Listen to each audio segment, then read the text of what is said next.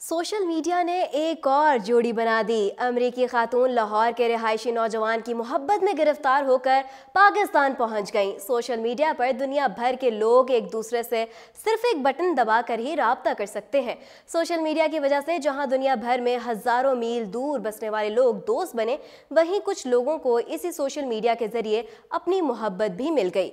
हाल ही में एक अमेरिकी खातून पाकिस्तानी लड़के की मोहब्बत में गिरफ्तार होकर सियालकोट पहुंची थी, जिसे मीडिया ने खूब कवरेज दी। ताहम अब अमेरिका की एक और खातून लाहौर के रिहायशी लड़के की मोहब्बत में गिरफ्तार होकर पाकिस्तान पहुंच गईं और दोनों ने शादी कर ली।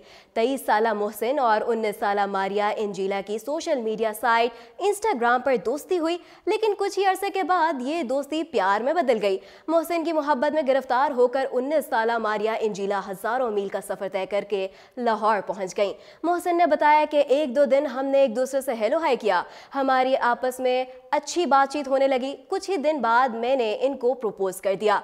मैंने उनसे कहा कि मैं आपको पसंद करता हूं और आपसे शादी करना चाहता हूं, जिस पर उनकी तरफ से भी मुझे मुस्बत रद्द-ए-अमल मिला और ये शादी पर रजामंद हो गई। शादी के मौके पर दूल्हा दुल्हन की खुशी दीदनी थी। अमेरिकी खातून ने मगरबी होने के बावजूद मशरक़ी रिवायात के मुताबिक हार श्रृंगार किया। मारिया ने कहा कि हमारी कुछ ही अरसा कबल सोशल मीडिया पर बात हुई, जिसके बाद फ़ोन कॉल्स का सिलसिला शुरू हुआ और उन्होंने मुझे शादी की पेशकश कर दी। मारिया का कहना है कि मैं इस शादी से बेहद खुश हूं और जल्द ही अपने मोहसिन को अमेरिका ले जाना चाहती हूं।